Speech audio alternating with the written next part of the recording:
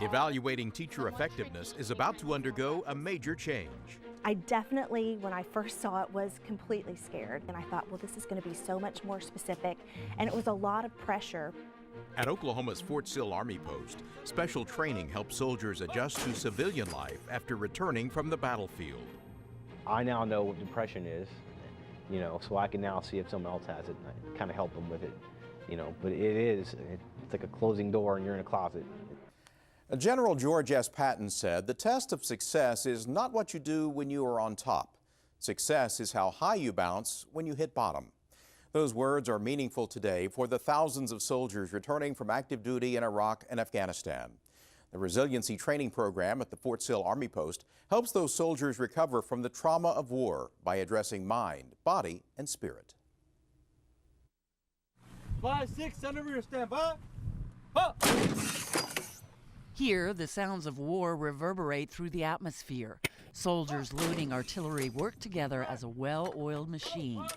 And while every detail is precisely orchestrated, there is less tension among the troops because they're on American soil.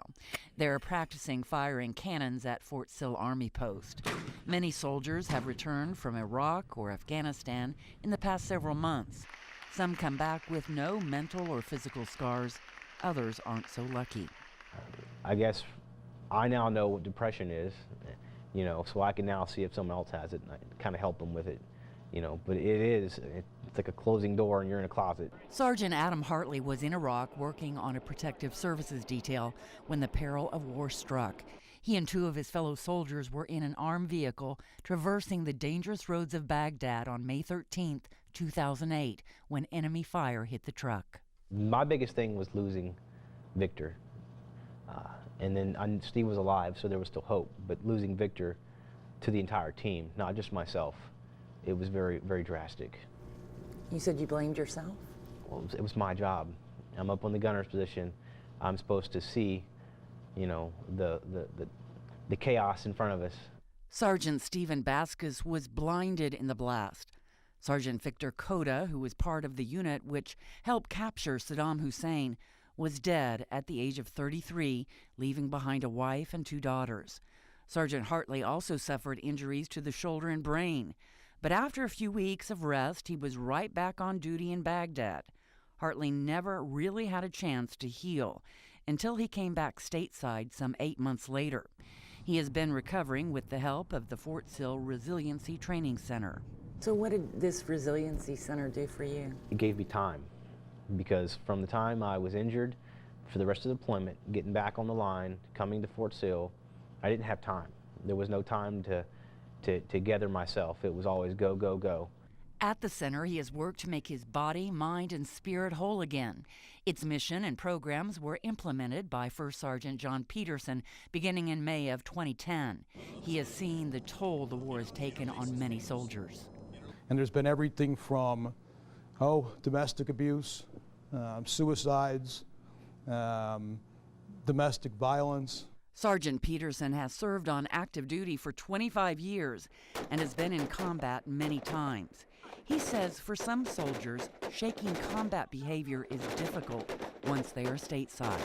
I knew of a court-martial that happened with a kid that beat his dog to death because he said it looked a little sick. Sergeant Peterson understands why that may have happened. I know how we get rid of the feral animals that spread disease amongst the soldiers. So it doesn't surprise me to hear a story about someone coming back and doing something really bad, where the rest of the population might say, whoa, he did what? Well, maybe he did it for 18 months to try to keep soldiers healthy. At the center, every returning soldier must go through reintegration classes to help them adjust to civilian life. And then as a class, we work together to identify what can you expect. Now, anything from the guy in the bar asking how many people you killed and what kind of emotions that's going to trigger. The soldiers are also taught how to reintegrate with their families.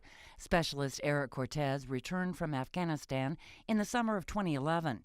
He was away from his wife and 2 young children for 12 months. Cortez says it was almost mandatory that soldiers make contact with their families via webcams or phones every day.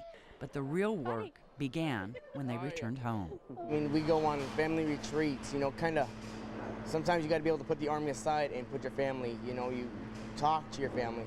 They're really big on that, is talking to your family, going and doing stuff with your family, going on vacations, just getting out and being with your family. As Sergeant Peterson holds his 6-year-old son on his lap, he too knows how important it is to stay connected to loved ones. So he really went from 18 months old to 4 years old before I came back. And for him to find reconnection with his dad is some of the transition of what we're trying to do here. Peterson credits his wife Carol with helping to keep the family unit intact during his many combat missions. Oh God, there was many times I wish I could have just called up and had him jump through the telephone line to come help. Being the child of a combat soldier isn't easy either. I see, military brat is one of the most ironic sayings I've ever heard in my life, because when you're a child and you may get spoiled once in a blue moon when they're actually there to spoil you. Other than that, you have to strive to survive. And then there is the ache of just missing Dad.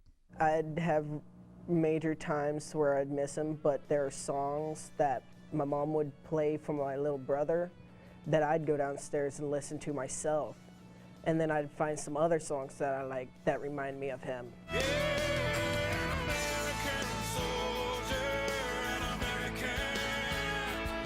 The song, American Soldier, reminded them not only of their dad, but why he was gone.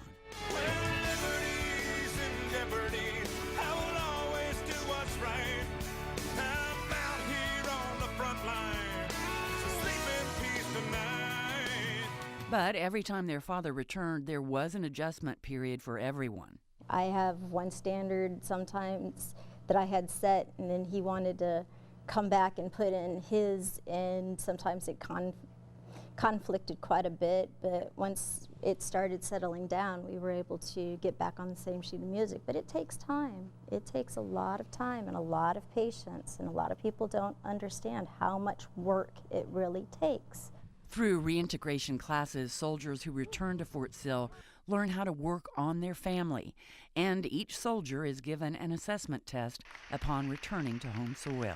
We're starting to identify through a high-risk behavior matrix and a risk assessment form that's recently come out, where are these high-risk behaviors, so we can get them now before it gets become a blotter on my desk, a report from the military police, a report from downtown police. If a soldier is identified as having high-risk behaviors or emotional problems, licensed psychologists who have also been in combat will work with them.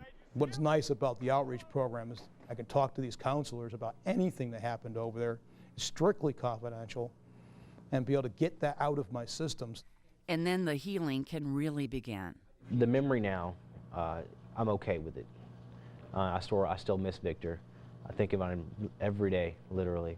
But for my future, this place has given me a treasure chest, and I'm going to continue on with it and teach my soldiers and, help better my family from what I've learned here.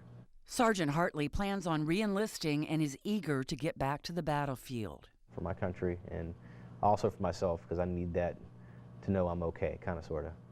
As for Sergeant Peterson, he is permanently stateside now, but still working for his country too, by making soldiers resilient and fit for duty.